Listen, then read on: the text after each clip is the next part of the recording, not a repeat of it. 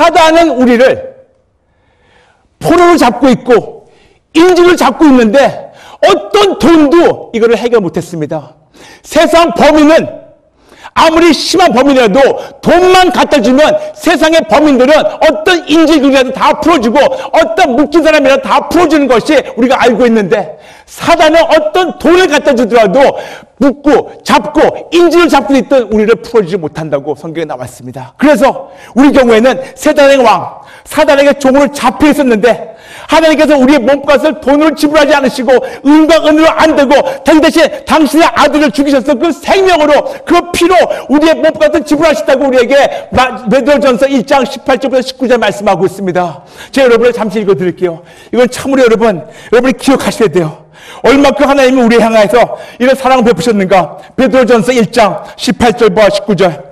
너희가 알거니와 너희 조상이 물려준 헛된 행실에서 대속함을 받은 것은 은이나 금같이 없어질 것을 된 것이 아니요 오직 흠없고 점없는 어린 양 같은 그리스도의 보배로운 피로 된 것이니라. 오직 예수님의 피로서 우리가 죄사함 받고 오직 예수님의 피로서 우리가 이 랜섬, 이 몸값을 지불된 겁니다.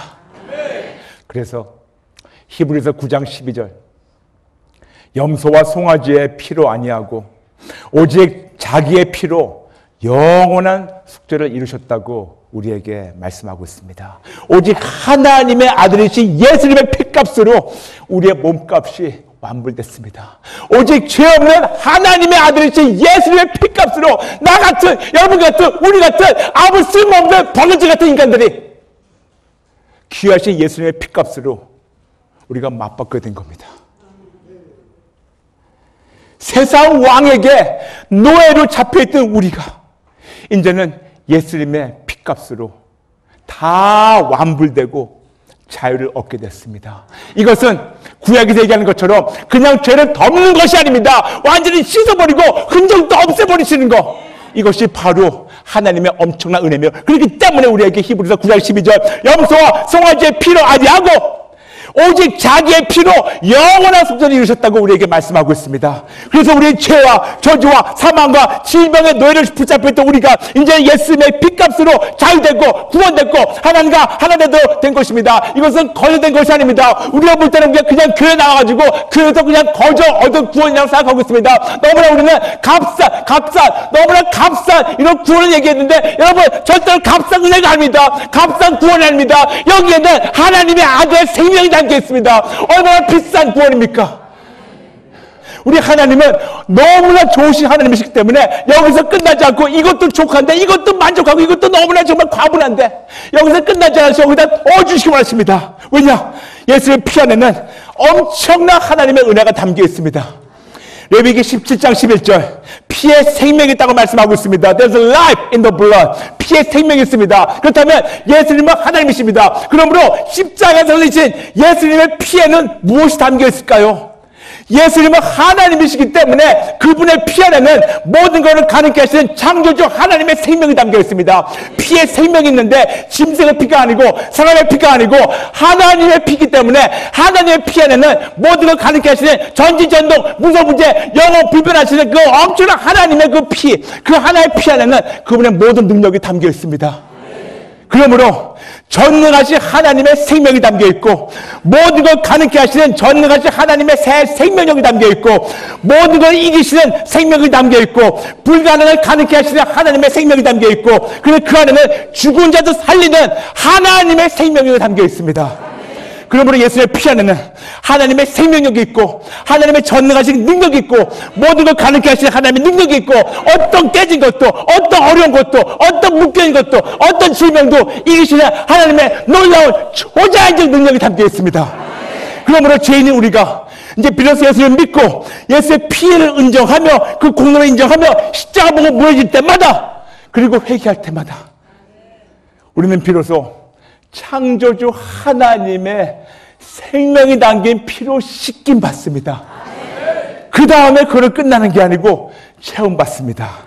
얼마나 감사합니까?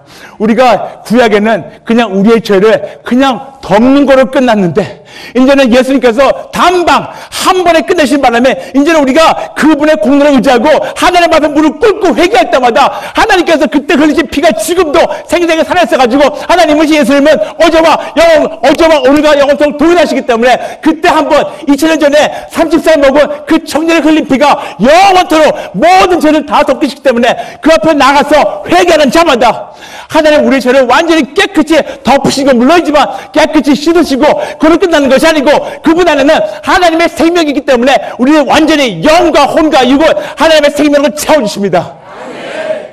예수님의 피는 하나님의 생명이기 때문에 그 피로 씻김 받은 자는 이제 하나님의 분신이에요. 이제는 그분의 분신이기 때문에 다음 대의 은혜의 보좌 앞에 나갈 수 있다고 성경에서 말씀하고 있습니다. 이것이 바로 예수님의 피의 공로입니다. 당신의 피, 당신의 생명이기 때문에, 그리고 당신의 아들의 몸값을 지불된 하나님의 자녀가 됐기 때문에 우리를 만나주시고 우리를 받아주시고 우리와 하나가 되는 겁니다. 여러분, 절대로 우리의 피가 아닙니다. 우리의 의도 아닙니다. 우리의 선행도 아니고 우리의 존경의식도 아닙니다. 오직 하나님 아들 그 예수님의 피 때문에 이제는 하나님 앞에 나갈 수 있게 됐다고 우리에게 히브리서 9장 12절, 히브리서 10장 19절 말씀하고 있습니다. 오직 예수님의 피로서만 성소에 들어가는 의뢰와 담대함을 얻게 되었다고 말씀하고 있습니다. 즉 예수님의 피로서만 우리가 거룩하신 하나님 임재 앞에 나갈 수가 있게 되고, 오직 예수의 피로서만 그분과 만날 수 있게 됐고, 오직 예수의 피로서만 그분과 하나 될 수 있게 있고, 오직 예수의 피로서만 그 초자연적 은혜 안에 거하게 하나님이 하셨습니다. 그러므로 우리는 예수님의 십자가의 피의 공로를 인정하며 반드시 회개할 줄 알아야 됩니다. 그럴 때 우리는 우리 죄에서 씻김받고 죄에서 용서받고 죄에서 해방받는다고 우리에게 요한일서 1장 7절, 요한계시록 1장 5절 말씀하고 있습니다. 그렇습니다. 오직 회개할 때만 여러분 용서받습니다. 여러분, 이 세상에는 두 가지 죄가 있는데 이 두 가지 죄는 절대로 용서받지 못합니다. 두 가지 죄 절대로 용서받지 못합니다. 첫 번째, 성령의 회방한 죄. 예수님께서 용서받지 못한다고 말씀하고 있습니다. 그런데 우리 그거는 기본적으로 알고 있는데 또 한 가지 죄가 있는데 이거는 절대로 용서받지 못해요. 뭔지 아세요? 회개하지 않은 죄. 회개하지 않은 죄. 회개하지 않은 죄는 하나님이 행여나 잊어버리시겠다. 하나님 거룩하시기 때문에 반드시 심판하시고 거룩하시기 때문에 반드시 응징하셔야 됩니다. 그러므로 우리가 죄가 없어지겠지 행여나 하는 것은 버리시고 회개할 때 정직하게 신실하게 예수의 피의 공로를 의지하고 예수님이 나를 위해서 하셨다는 걸 우리가 알고 우리가 회개하고 용서를 구할 때, 그때 비로소 하나님은 용서해 주시고 당신의 아들의 피로 우리를 씻어주시고 당신의 생명으로 우리를 채워주시는 역사가 이루게 됩니다.